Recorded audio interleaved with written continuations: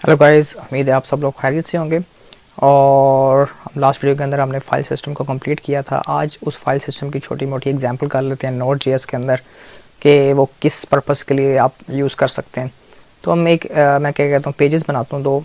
ठीक है, एक मैंने पेज बनाया, HTML पेज बना रहा हूँ, जिस पेज का नाम मैं दे देता हूँ पेज 1। ठीक हो गया। इसी तरह मैं एक और पेज बनाता हूँ जिसका नाम आप दे लें पेज 2। ठीक है, आपके पास दो पेजेस हो गए और इस पेजेस पे जाके आप ना H1 हेडिंग दें और इस H1 हेडिंग के अंदर आप दे दें दिस इज़ पेज 1 और इधर भी आपने H1 हेडिंग देनी है और लिखना है दिस इज़ पेज 1। ठीक हो गया। तो ये आपके पास दो पेजेस हो गए। अब हमने क्या करना है, नोड जेएस के अंदर रहते हुए इन पेजेस के थ्रू इन पेजेस को रीड और राइट करना है, इस पेजेस को रीड करना है आपने। ठीक है, और डिस्प्ले कराना है ऑन ब्राउज़र। ठीक है, मैं कैसे करूँगा वो हम देखते हैं। उसके लिए हम कर लेते हैं यहाँ पे एक और मैं नया सर्वर बना लेता हूँ। ठीक है, डिफरेंट फाइल हो जाएगी जावास्क्रिप्ट फाइल और उसका नाम मैं दे देता हूँ पेजेस सर्वर। ठीक है, उसी तरह वॉर HTTP रिक्वायर HTTP और यहाँ पे HTTP डॉट क्रिएट सर्वर और यहाँ पे वही फंक्शन होगा, रिक्वेस्ट जाएगा एंड देन रिस्पॉन्स जाएगा और आखिर में ये लिसन होगा, वो हम डाल लेते हैं सारा एक दफ़ा ही। ठीक है, अब हमने क्या करना है, पेज का नाम गेट करना है। तो पेज का नाम हम कैसे गेट कर सकते हैं वो मैं आपको बताता हूँ। जब हम रिस्पॉन्स डॉट राइट लिख के और इसके अंदर मैं लिखता हूँ रिक्वेस्ट डॉट URL। ठीक है, तो वो आपको क्या कहता है, पेज का नाम दे देता है। लेकिन मैं आपको इसको बता भी देता हूँ ऑन ब्राउज़र पर रन करके ये कैसे मैं कह रहा हूँ। ठीक है जी, मैं दोबारा से अब हमारे पास सर्वर का नाम चेंज हो चुका है, तो अब उसका नाम देना है आपने node pages server dot JS।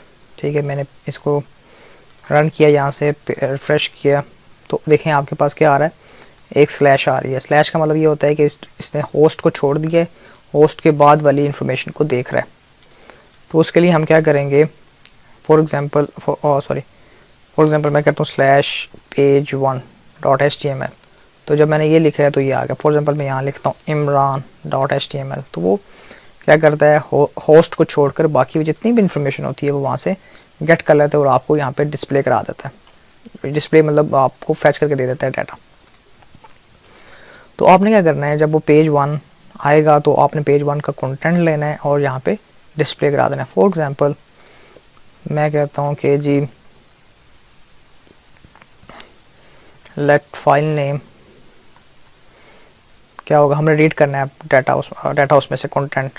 ठीक है, तो उसके लिए कंटेंट के लिए आपको क्या करना पड़ेगा, डॉट होगा।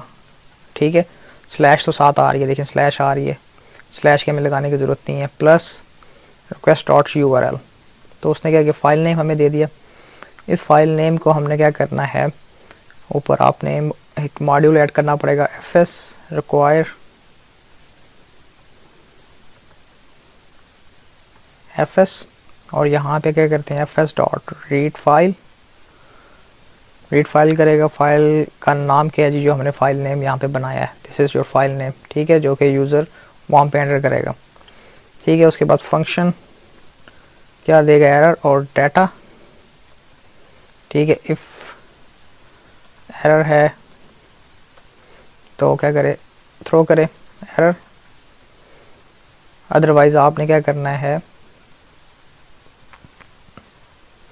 डाटा को डिस्प्ले करा देना है। यहाँ से रिस्पॉन्स को जो एंड है वो भी आप इस फंक्शन के अंदर ले जाएं। अब मैं इस फाइल को दोबारा रन करता हूँ ब्राउज़र के ऊपर और देखते हैं क्या ये सिचुएशन देता है। रिफ्रेश किया, आई थिंक एक्सेप्शन आ गई है। एक्सेप्शन ये आई है कि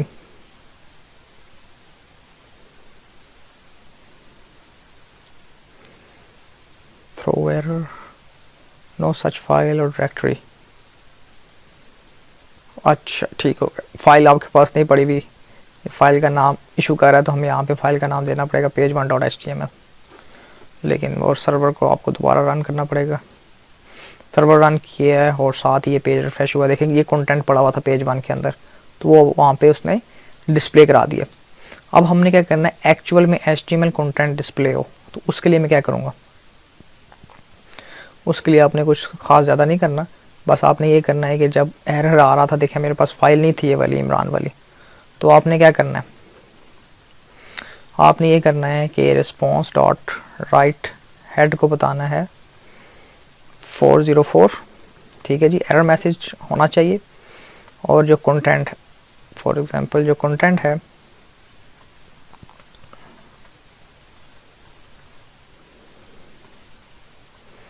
वो आप कर लें टेक्स्ट स्लैश HTML, और यहाँ पे आप कर लें रिस्पॉन्स डॉट एंड,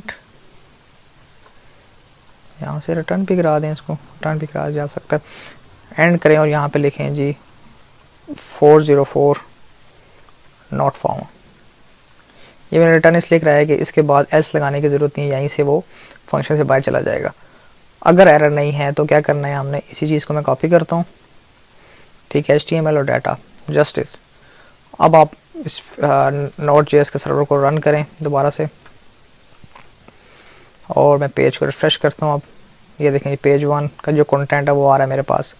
इसी तरह मैं पेज 2 करता हूँ, उसका कंटेंट पेज 2 ही लिखा हुआ था मैंने, सॉरी, हाँ पेज 2, सॉरी पेज 2 ये मैं बता रहा हूँ, ये मैं थोड़ा सा और भी कंटेंट इसमें डाल देते हैं, ठीक है जी। पेज 2 का कंटेंट ये पड़ा हुआ है, ठीक है। इसी तरह मैं पेज 3 करता हूँ, अब पेज 3 नहीं पड़ा हुआ, 404 नॉट फाउंड, तो ये इस तरह का मैसेज आपको डिस्प्ले हो जाएगा। एक्सेप्शन थ्रो नहीं होगी, जो कि इधर थ्रो हो गई थी जब उसको कुछ नहीं मिल रहा था, ठीक हो गया। तो इस तरह हमने क्या किया, फाइल को रीड और राइट जो फाइल सिस्टम है उसके थ्रू हमने HTML पेजेस को कैसे Node.js के अंदर ओपन किया जा सकता है वो आज हमने देखा, ठीक है। तो उम्मीद है कि आपको ये छोटी सी एग्जांपल्स पसंद आई होगी। अगर पसंद आई है तो प्लीज़ मेरी वीडियो को लाइक करें, शेयर करें और मज़ीद क्या कहते हैं सब्सक्राइब करें। See you guys in next video.